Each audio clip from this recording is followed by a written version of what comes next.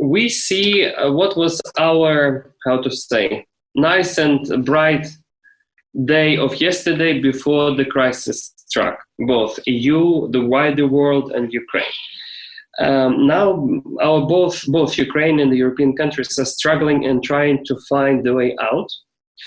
The EU has designed a massive stimulus of almost €750 billion package, which is called New Generation EU. Its key purpose is not only to support the EU economy, healthcare sector, and ordinary Europeans, but also its chief purpose is to reinforce those EU economic policy priorities and tasks that have already been in place.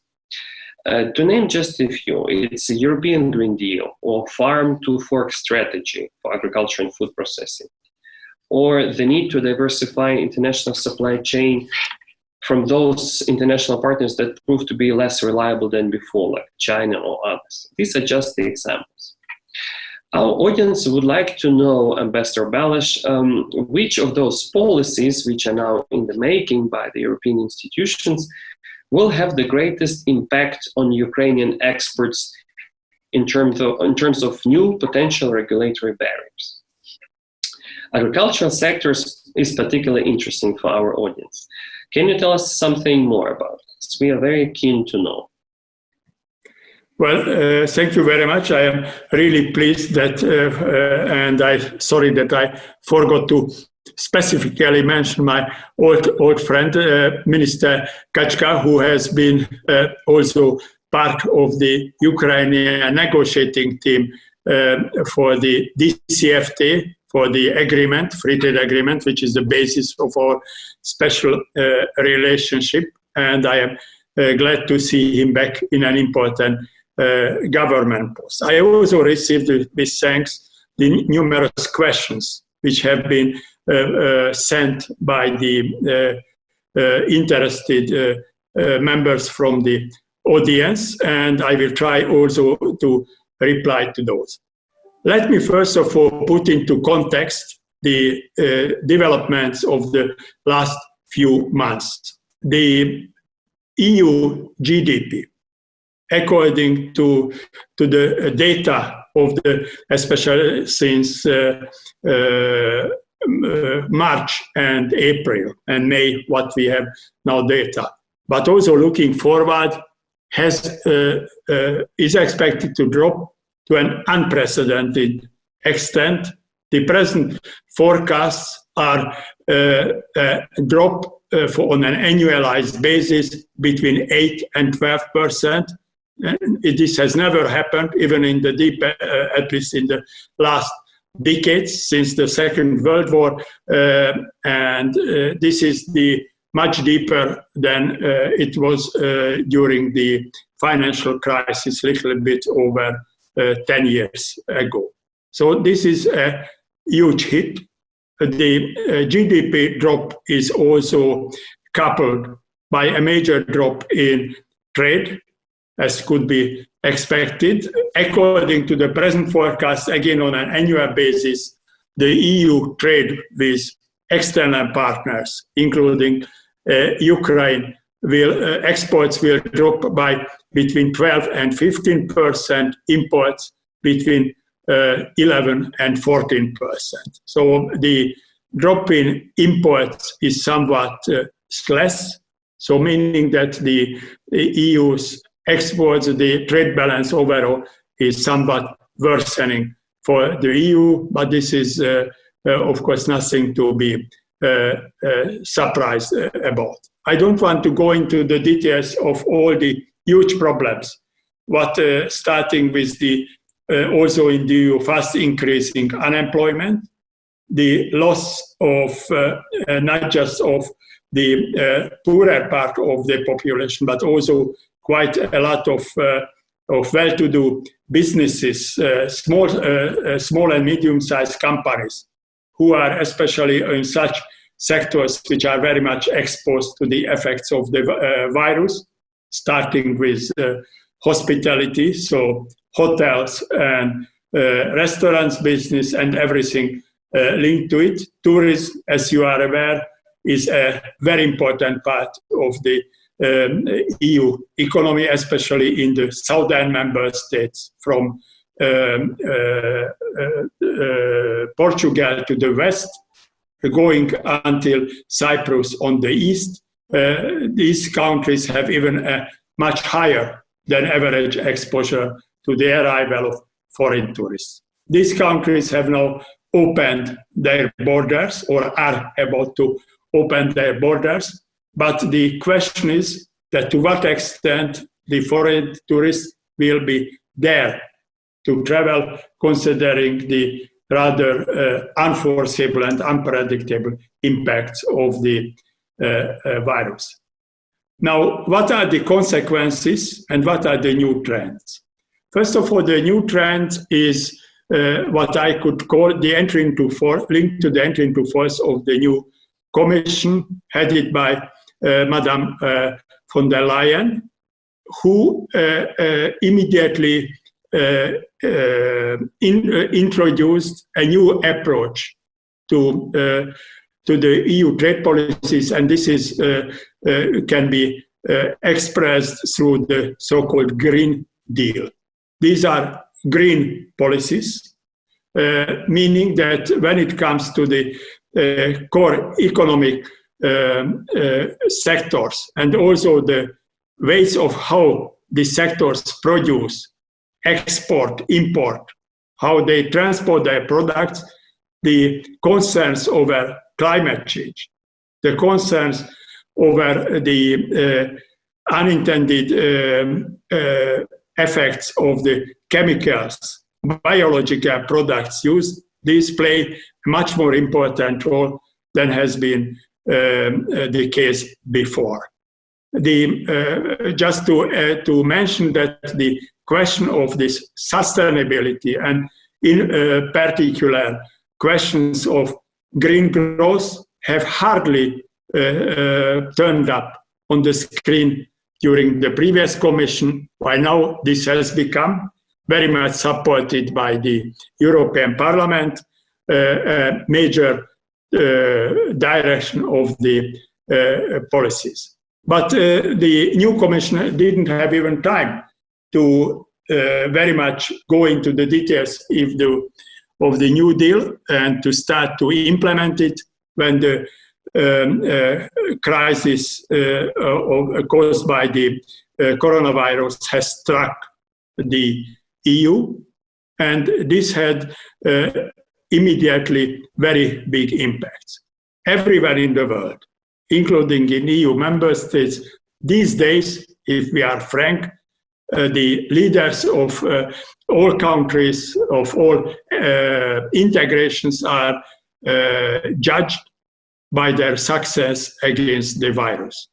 This has to be balanced, the health considerations with the economic impacts of the virus, and this is a very, very difficult choice for everywhere.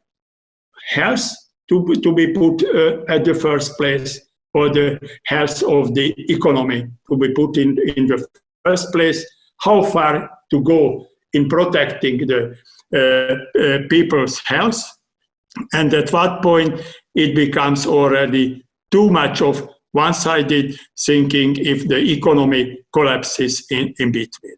This kind of balancing is also true for the EU present approach. What are the major figures and features, as you have asked, that what does it mean? I would first, you made reference to the recovery fund, which was introduced a few days ago based on a joint initiative of Germany and France, an unprecedented 750 billion euros of support, which is not just unprecedented in size, but it is unprecedented also in the extremely low conditionalities, which earlier were characterized every EU financial support.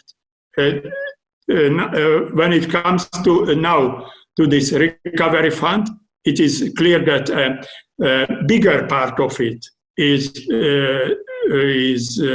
provided as grants to the most heavily affected member states of the EU. And it is also clear that the usual conditionalities, meaning, for instance, rather conservative economic policies, these have been very much lightened. I do not hide, you are certainly aware of it, that these aspects are under discussion and under debate. There are few member states who are concerned about this, in their view, too much generous nature of this support. But the majority of member states agrees to it, and they would like to see that this program goes through. This amount is quite big, but we have to add, and I mentioned only passing, that in parallel, now the new 7-year financial framework of the EU is also under discussion. The rough figure, although it is not yet agreed, is 1.1 trillion euros. So it's around somewhat over 50% more than the recovery fund. But these are all European goals and all European projects which are to be used. What does it mean for the sectors of major interest for Ukraine? First of all, I again do not want to hide that the recent events have increased the protectionist trends, especially in those sectors which are most exposed to the impacts of the coronavirus crisis. And and these include the agricultural sectors. This is frankly not new. Agriculture has been always the most protective and also most protected sector of the EU compared to industrial products and services.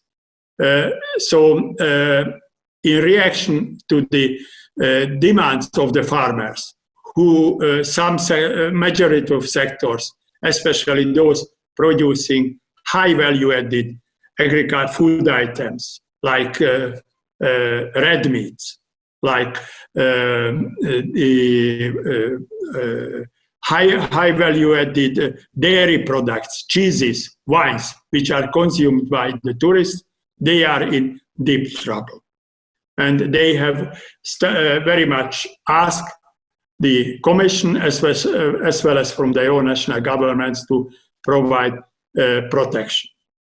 There is, however, one thing is clear, and of course now I can speak knowing that what is the European Commission, my old, where I worked for a long period, what is their approach? The Commission does not want to follow the US, China, Russia, and others in WTO illegal measures. Whatever has been agreed, either as a commitment under the WTO or as a bilateral commitment towards our free trade partners, towards the including our partners in Ukraine, those commitments are to be respected. This is the strong view of the Commission. This is again disputed, not just by the agricultural sector in this case and the more exposed industrial sectors, but also by the other important part of the EU decision-making mechanism of the European Parliament. The European Parliament, due to its composition, is always more open to requests from the producers, and there are also always ongoing disputes, not just with the Commission, but especially between the Parliament and the European Council. In other words, with the member states who are the elected leaders of the each EU member, that how far to go in meeting the concerns of the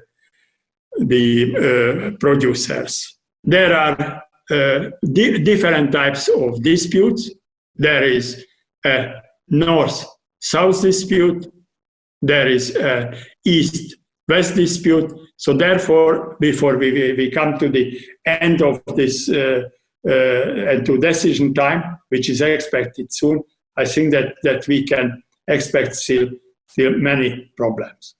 Finally, I would like to say that Ukraine has no reason to be overly concerned about these trends. Why?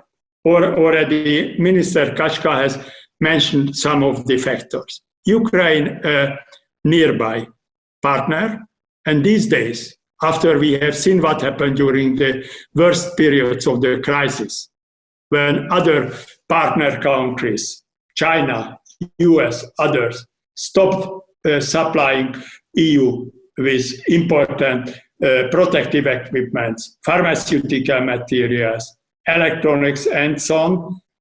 This was a lesson which has been learned, that very long supply chains, and which are geographically distant and which are originate from partners whose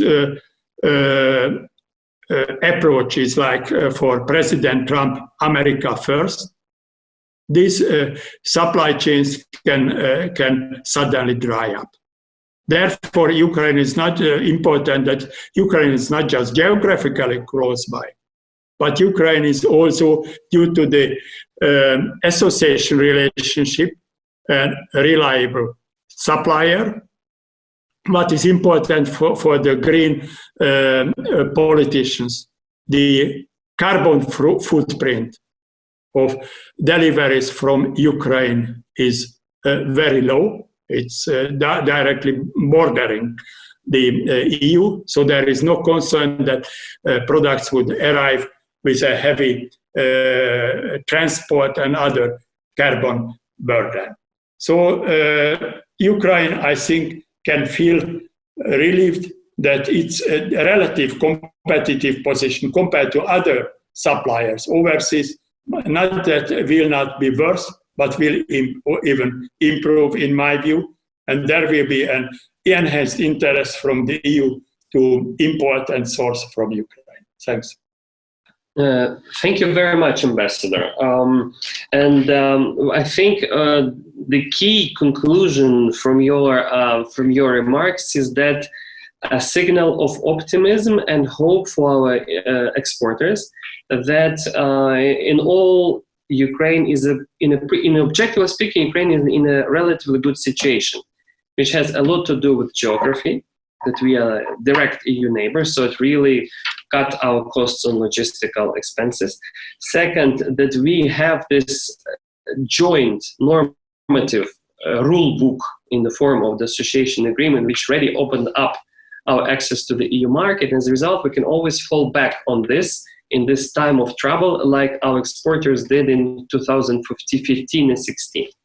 However, I think what our businesses, what our exporters are really interested in is to see what can come next in terms of EU regulatory novelties and stimulated by the coronavirus pandemics.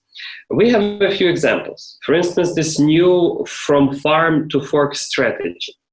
We already see that there are certain innovations in terms of regulation that the European Commission wants to introduce, and they will affect our producers. They need to know in advance what restrictions may come up, for instance, on pesticides or food labeling or sustainability requirements. Just an example. So, Ambassador, can you give us in a nutshell, in very simple words for our businesses, what we should expect from EU policymakers now in the area of agriculture, like farm to food fork strategy, what we should expect in terms of this drive to diversify suppliers. What are the one or two key requirements that our suppliers should take into account if they want to come for the attention of the European counterparts, and any other examples you can give in a nutshell?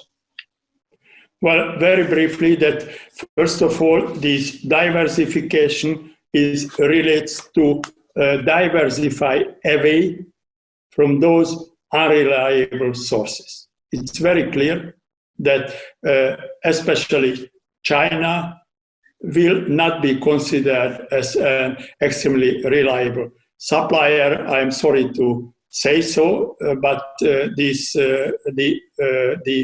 kind of products and the kind of conditions which were offered by China to supply the European countries, many member states, in the worst part of the crisis, didn't raise often, not always, but often didn't raise very much high level of confidence. I am not aware of any such kind of disappointment with the quality of Ukrainian agricultural products. Ukraine is competitive, as mentioned, especially in the plant products. They have been always of top quality. Also, what has arrived from Ukraine as meat products, there were no problems. Where there might be problems, however, I want to be frank, are the green concerns. What do I mean under green concerns? First of all, to reduce the role of pesticides, insecticides in the production. It is already clear that, especially if you look at what happens in many countries, including the EU, with the bee population, due to the extreme use of insecticides. And I saw some, I don't know whether it's correct or not correct, description that if bees were to disappear in 4 years' time, most of the food production would also disappear. No, because there is no pollination. So these are not negligible concepts.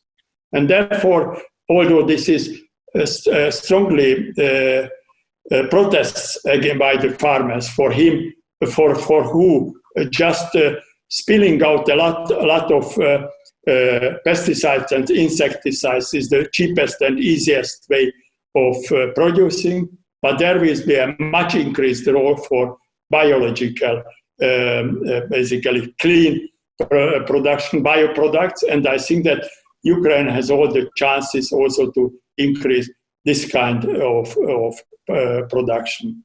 The other element is the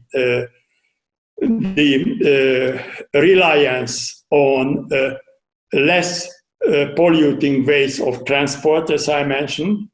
This again linked to the carbon footprint. From Ukraine, we can import into the EU via the Danube channel, even by boat, but there are quite close contacts, both road and railway, surface contacts. There are several pipelines, so these can all allow the supply in a most or least damaging way of the products.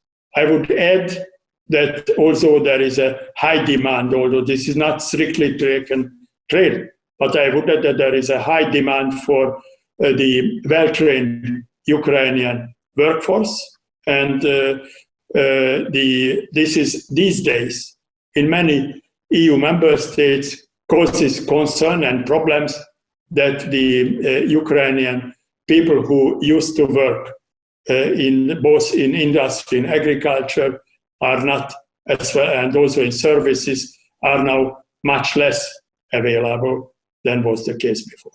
Mm.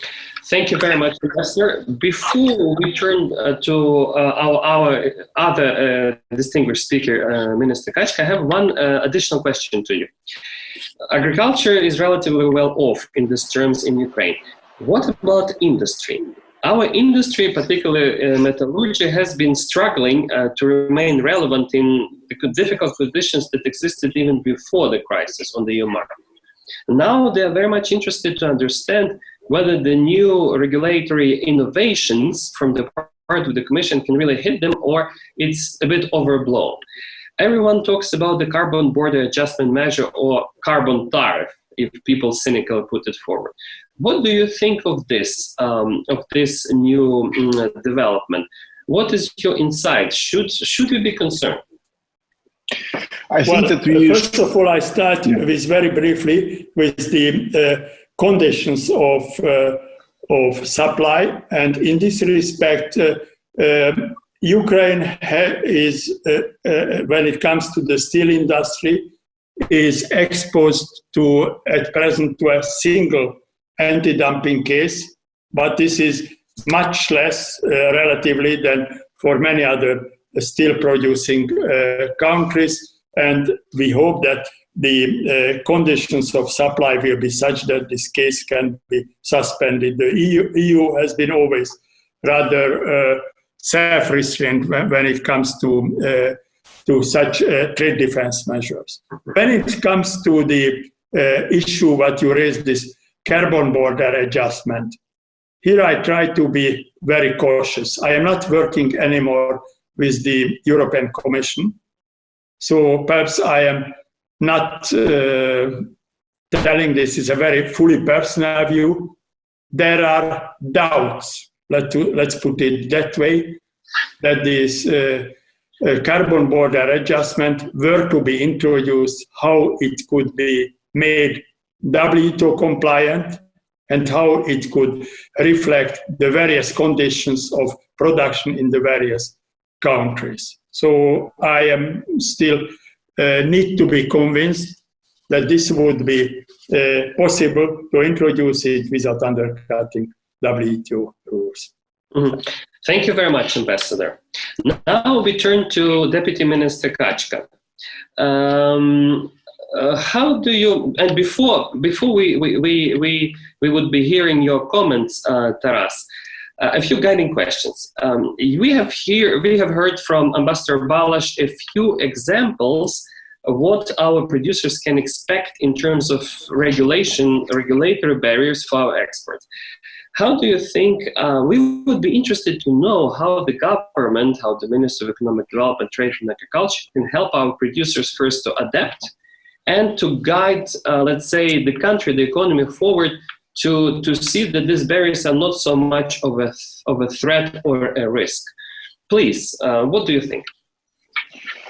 Okay, it's an extremely broad question, but I think that first of all, the broad question, but we can divide it into a number of practical strategies or practical tactics. So first one is to comply with EU rules. So it always profitable to follow the logic of regulation in developed nations. So that we have only, I think, one industry in Ukraine with cables.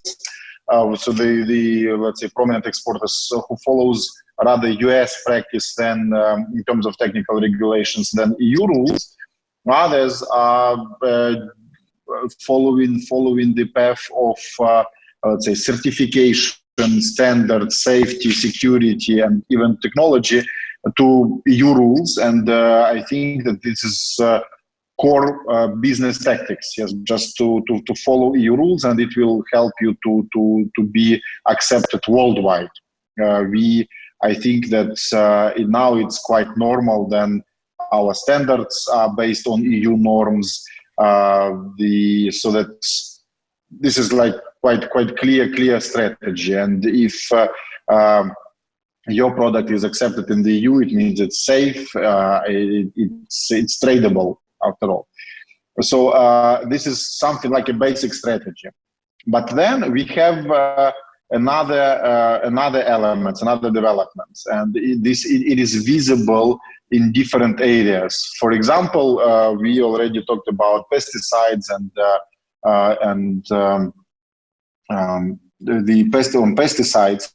I think that now and this is the task for government, is not only to follow EU rules. It's clear that we are following EU path in this, but to do it in a tempo and in a manner which is not influencing trade even for short term.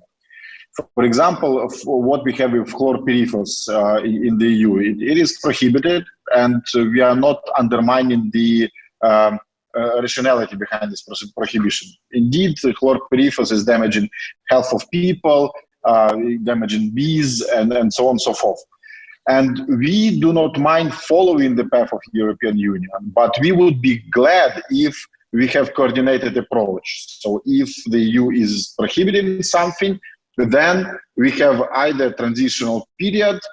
So this is similar to what the EU always requests from Ukraine, that please ensure good transitional period so that vacatio legis before the application of rules.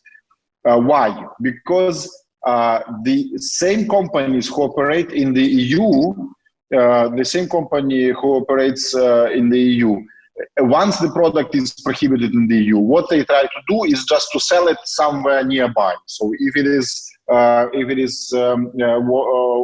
not yet prohibited in Ukraine, go to Ukraine, sell it there, and advocate for longer transition, for longer period for phasing out of this product. And we as a government, we are like squeezed between the needs of our exporters, who wants to export the products with no residuals of chlorpyrifos, and producers who are saying that this is a good product, efficient product, we advertise it, there is no replacement for this, and so on and so forth. So, and we believe that what we want to improve is just to coordinate these policy cycles between Ukraine and the EU. That we are, let's say, going smoothly with this kind of introduction of prohibitions or phasing out pesticides. It's absolutely acceptable, but we are not yet achieved this level of coordination comfortable for us, for Ukrainian producers. Another example is, for example, bird flu, avianza. Yes, that's this case from this winter. That we believe that our system is on the same level as EU1, and we aspire for full recognition of our system of control over diseases of animals in order to minimize the blockage of trade once we have an example or case of bird flu on the territory of Ukraine. Because as you remember, that there was a case and the whole export to the EU was blocked for a couple of weeks, and it took us a lot of efforts to ensure that shortening the zone, application of zoning for particular case. What we want to achieve is a full equivalence and automatic recognition of our domestic decisions by the EU authorities, that we have no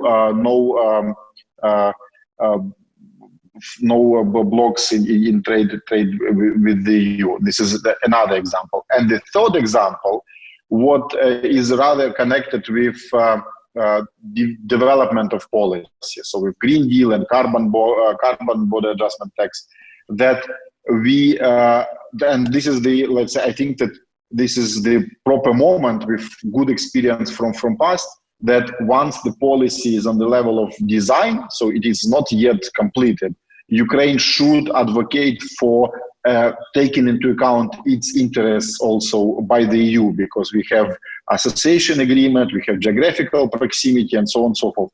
This is what we are doing. But for business, it's important to understand what are the rules that should be respected, so that you need to go to follow rules.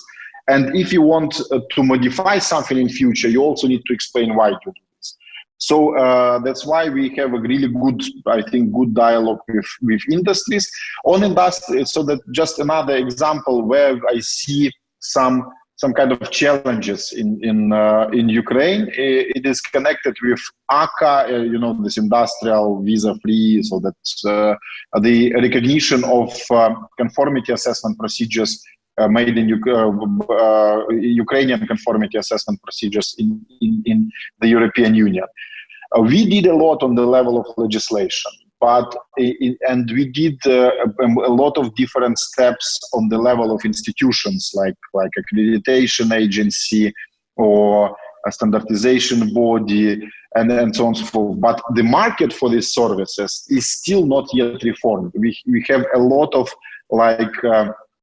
Potemkin villages laboratories, and this is a challenge for us to ensure that business have an opportunity and access and affordable access to laboratories in Ukraine, results of works of which are recognized in the European Union. I think in many areas we are still not providing these services to Ukrainian business, and unfortunately Ukrainian business should go to neighboring member states or to member states directly for this conformity assessment procedure.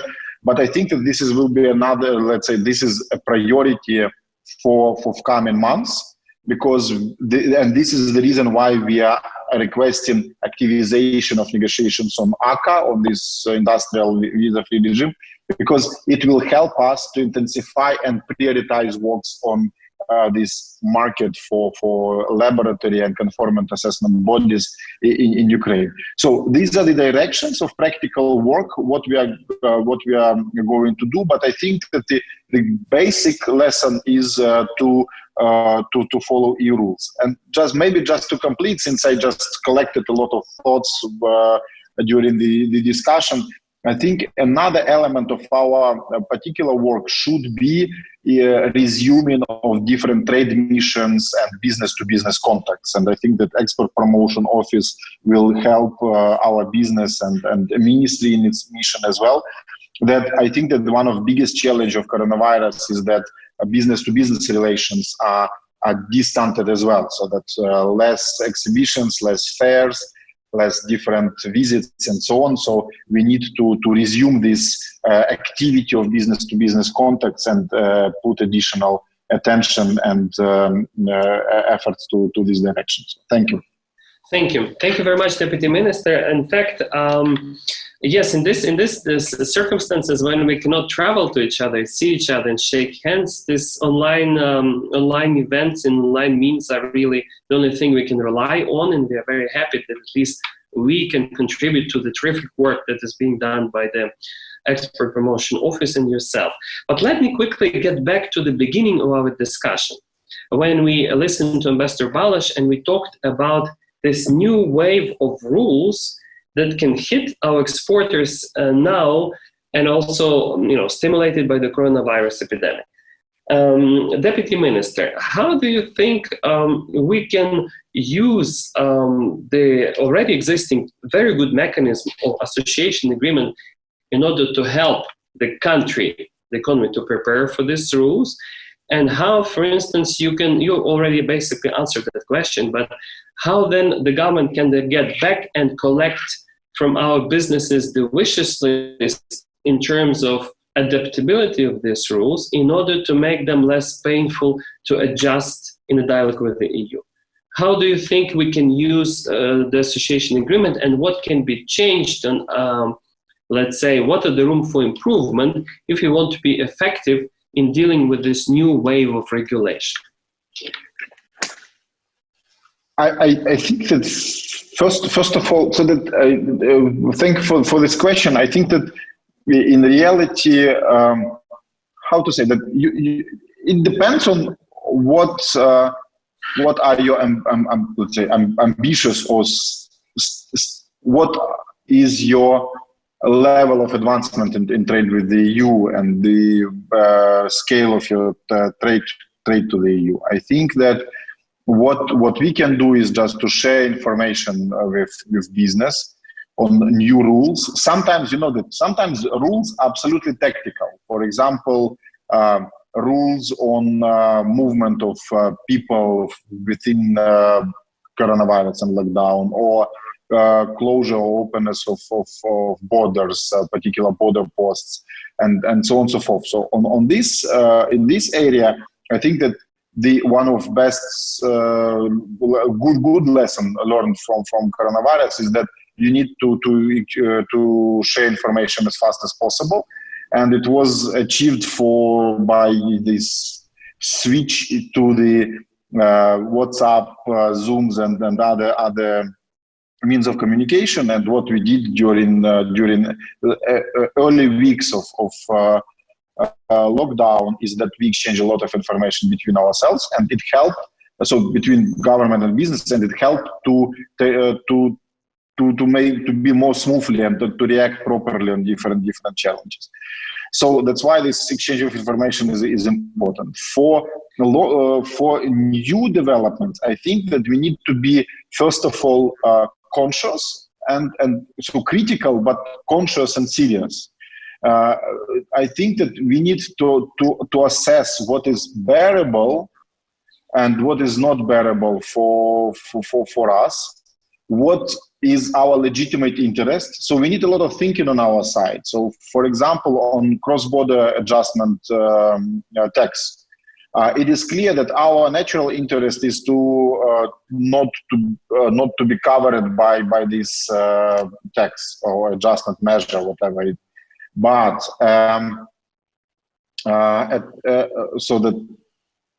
but in reality, in order to achieve this, the initial interest of the European Union will be just to follow 100% the environmental and climate changes policy of the EU. And maybe it's not bearable for government. I'm not talking even for business, but sometimes for business as well. So part of it will be properly prepared and others not. So that's why I think that the request, so the business need to be as conscious as possible on what we can modify, what we can negotiate with the EU, and what we can accept as an additional obligation on us. So this is game not only about protecting our interests. Of course, we need to be as, let's say, constructively aggressive as possible. But at the same time, it's not like a wall against wall. So and this is my ambition, is that in order to overcome this protectionism mood in the EU, you need to show that you are cooperating, and it is possible. We see that the dialogue with Commission is absolutely constructive, and everyone is conscious that we need to cooperate, and what governments, so to EU institutions and Ukraine, can offer to businesses on both sides is that we are controlling all risks by means of cooperation. And this is, for me, for the moment, is the only way for promoting our interest in the EU. But as I said, we need to be conscious on what we can accept and how we can balance. So all our requests need to be balanced by our obligations as well. It's about mutual rights and obligations. Thank you. Perfect. Thank you very much, Deputy Minister. I see we're already running pretty much out of time. And if under the very strict control of Ms. Tatiana Miskova, we will now, if there are no objections, we'll move to questions that we have received from our audience. We have received more than 80 questions on very different topics related, issues related to our topics, maybe sometimes not. We have taken the liberty to choose the most relevant ones, which we think would interest all our exporters in respective sectors. I will be shooting them in batches. I invite our speakers to choose which they would like to respond. And the first two questions are as follows. First, how the COVID pandemic influenced the EU assistance to Ukraine, whether it was more or less assistance made available, and in particular financial support for small and medium enterprises. This is one question, perhaps for Ambassador Balash to start with. And the second question is, what are the risks that European producers will try to use the pandemics as a good excuse for more protectionism in EU trade policy? And if yes, which sectors can be more susceptible for such protections? Gentlemen, you have the floor. I hope that you can hear me well. Yes. Good. So, coming to the first question, I think that I would turn it around, that the COVID required the diversion of huge amounts of money.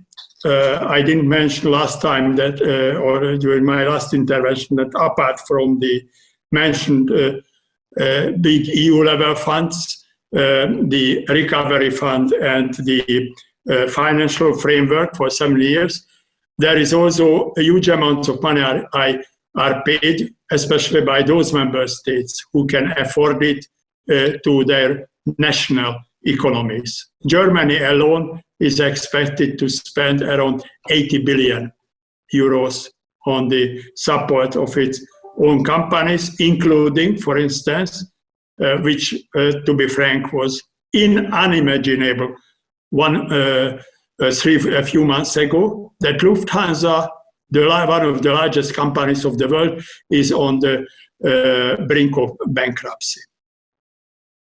Maintaining such a huge fleet, you can imagine pilots, airplanes, and basically almost zero flight, zero turnover.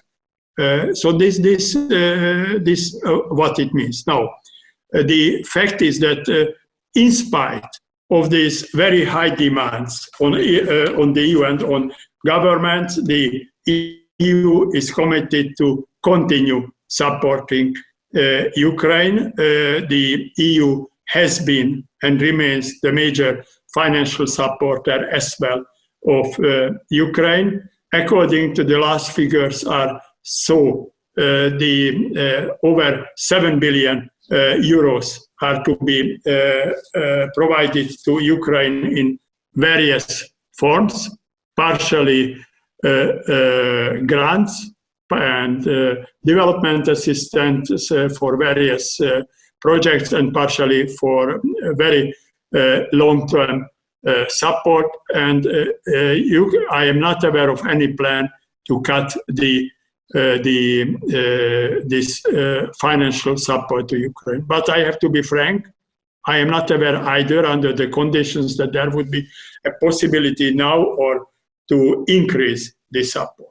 On the other hand, I am glad to read that Ukraine's economic situation is now getting much more stable, that Ukraine's currency reserves are increasing, that Ukraine is able to, at least on the short term, which is not expected by the EU, but still to finance itself. But in the past months, there was no such huge collapse.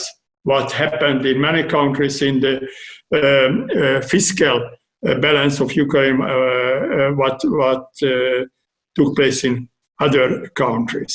Turning to protectionism, I was, I think, frank enough to tell you that there is more requests and by the industry and especially by agriculture to provide more protection, closing or at least substantially reducing imports. But I can tell you that this is not on the agenda. I am not aware, even in the steel sector, which is due to the problems of all manufacturing, especially the car industry, there would be any kind of idea to reduce the import amounts. This is even true for such products, which you might be aware that in reaction to the US measures, the EU introduced its own steel safeguards, and in spite of the request of Eurofair, the European Steel Association, these safeguard measures will be maintained at the original level, and there will be a continued increase in imports. Thank you. Thank you, Ambassador. Deputy Minister, would you like to add anything to that? Yeah, yes, I would like to add that first of all, on support from the EU, just to explain the logic and how it operates. So first of all, the EU indeed increased financing on number of projects which are implemented in Ukraine. But what is more important is the support of the EU within, let's say, cooperation with IMF, macro-financial assistance, direct macro-financial assistance of the European Union to Ukraine. It allowed us during this year to allocate a lot of finances in our budget for direct support to Ukrainian business. I know that people are rather critical towards this program 579 on compensation of interest rates. The biggest problem is the risks, also the rules of assessment of risks by banks. So today, government initiated another program of guaranteeing the credit, providing guarantees from government to business on receiving credits. So it's on bank loan. So that all these projects actually are possible due to the fact that we have more or less stable macro-financial situation with support of official donors like the EU. So from this perspective, the support of the EU was really good. On protectionism, I think that what we are presenting, what I said previously, and what Ambassador Balash said, that we actually understand that we need to cope this problem of protectionism. You know that Ukrainian government is talking about, let's say, conscious and moderate protectionism in economy. The same is in the EU, but it doesn't mean that we are just blocking trade between each other. It means that we are, let's say, carefully building bridges and cooperation with each other, and conscious about the, let's say, global risks and global risks to trade posed by other states as well. So I think that what is good in our relations with the EU on this is that we are really we are like conscious about our interests and how to deal with them. So that's a good basis for the further negotiations. Thank you. Perfect. Thank you. If I may, I would like, sorry, Nazar, if I may, I would like to add about this donors support, because we've been working and coordinating many donors projects, and EU allocated a new program specifically for the SMEs for 20 million euro. And out of this 20 million, 10 million is allocated for the cheap loans. And also 25 million they will allocate for the support of the small farmers. So all this information is available. You can get to the EU delegation website, and if you would like to look for more details, you can catch up. And all this information is public. Thank you. Thank you, Tanya. Actually, that was perhaps the most critical piece of information that our audience would look for. Let me now quickly move to the second package, another package of questions. Two questions we have from our audience, and they are actually very practical. First is, do we see any additional barriers for access to government procurement tenders in EU member states for third country bidders in view of the pandemics, whether the pandemics is used as an excuse? And the second question is, what is the state of play with EU market access for Ukrainian red meat products that so far has been forbidden, like pork and beef, and whether the pandemic impacted the issue? The question is addressed to both speakers, but I suggest whether Deputy Minister or Ambassador would start first. It's up to you. Perhaps I would start with the second question, the red meat products, because this is linked also to the EU's green strategy. Very good. I don't know who likes and who doesn't like red meat, but the fact is that red meat is now considered not just from a health point of view, but also from a climate change point of view, somewhat problematic. The fact is that a quite substantial part of the greenhouse gas emissions come from the breeding and rearing of especially cattle, ruminants in general, which have a high production of methane, which is one of the most potent greenhouse gases. And also it is so that the rather high fat content of many of these types of meat is also not very positive from a health point of view. But this is more a personal choice. However, when it comes to the climate change impact, it affects everybody. So therefore, in spite of the very strong representations of the farmers, there are still big disputes within the EU that what should be the attitude towards particularly the red meat sector. Thank you. Taras? Yes, so on red meat, I think that we really have some problems with procedures on both sides in our dialogue between Ukraine and the EU, between our competent body and DG Santé, because of necessity to have let's say inspection visits to each other on different topics. So that's why I think that this is one of key obstacles caused by lockdown. Otherwise, I think that the cooperation, this is one of priority for us, so red meat, and I think that generally our the let's say modalities of cooperation with EU on access of Ukraine animal origin products to the EU is improving. So that's why we have good prospects for on red meat as well. So this is something to add. Yeah, thank you. Perfect. Thank you very much, Deputy Minister. I think we are almost up with time, and unless Tatiana gives us more freedom, I would like to ask the last two questions to our speakers. And we do promise to our audience, to our business listeners, that the rest of the questions will be answered in due course by our team and also by the speakers.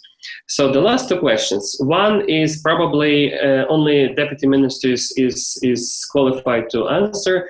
When can we expect the start of the Ukrainian Export Credit Agency? That is one question.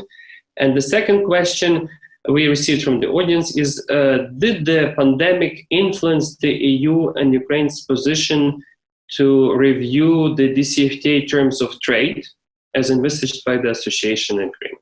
Whether there are any news on that front. Please. Yes, so that on Export Credit Agency is operating now, so that they have a team working on financial products to be offered to Ukrainian business. So you know that any Export Credit Agency operates in combination together with banks, and in our case, Ukrainian Ukreksim Bank. And I hope that this month we will start to offer particular product, and it will means that credit agency will start to operate. And I hope as well that till the end of year, we will increase as well the statute capital of this agency, and as well we will increase the number of financial products to be offered to business. But in my opinion, it is already works, and I hope that they will be able to offer to business particular financial products already this month. It will not be ideal, it will be just a start, but for me it's important that it will be something practical, not another legal act that improves their function without actual function. As I declared previously, for me it's important that this institution operates, it really operates, practically operates, even if it will ensure one contract or help one project to be implemented. It is already positive results, since it will help to explain to government and to parliament and to other stakeholders why we need to increase financing, how it can cooperate, and also to establish cooperation with business who is business interested in receiving support from export credit agencies. So this is on a review or modernization of association agreement. There were a couple of weeks of delays because we planned to start to this informal talks in March. We turned back to them only a week ago. We had a really good consultations with DigiTrade on what could be the modalities of review of the agreement. So this is on informal level, but we already discussing what might be the scope, the calendar, and so on and so forth. So we are working on this topic despite lockdown. Thank you. Perfect. If I may say a few words about this DCFTA review, this is a very important exercise in my view, because it gives an opportunity to both sides to put their concerns on the table. The EU has also, I know, of course, for my ex-colleagues, a number of problems where the EU thinks that Ukraine doesn't fully live up to its commitments, bilateral commitments, for instance, the continued export ban on locks, one example, but there are other issues. I'm aware also that Ukraine has problems. It is very good that there is this opportunity, because it allows a renegotiation of the terms of the and some elements of the DCFTA, and allowing a continued liberalization and finding a balance which satisfies both sides. Thanks. Mm-hmm. Thank you, Ambassador, for this important insight. I think due to the lack of time, we are concluding this webinar. I think this webinar didn't answer all the questions, but rather brought up many new questions for our businesses and for our speakers. And this is why UBTA, in partnership with Export Promotion Office, is planning additional webinars where we will try to address this very specific practical topics for our businesses. As far as this new wave of regulation from EU is concerned, whether it's agriculture, whether it's metallurgical products, or whether there's issues that concern all Ukrainian producers. With that in mind, I would like to thank Ambassador Balash and his peer, long-term peer, Deputy Minister Taraskachka, for their time, for their contribution, and for their frankness, which they could afford. And of course, we are grateful to the Export Promotion Office for this opportunity. Thank you. Tatiana? Yes, thank you very much. Thank you, Nazar. Thank you for all your inputs and all the moderation. And I hope that with the in time frame we had, we covered pretty much insights and really interesting information, which would be useful for our business. And thank you very much, Mr. Balash and Taras, for your time, for your valuable time, and hope we will have many opportunities to cooperate in the future and to share more information in the developments. Thank you very much. Thank you. Thank you for invitation and good conversation as well. And thank to everyone who listened to this, to our statements and thoughts. Thank you. Have a nice day. I hope not in the too distant future we can meet also in person. This is interest for all of us. Wishing you all the best. Thank you. Thank you. Thank you. Bye. Bye.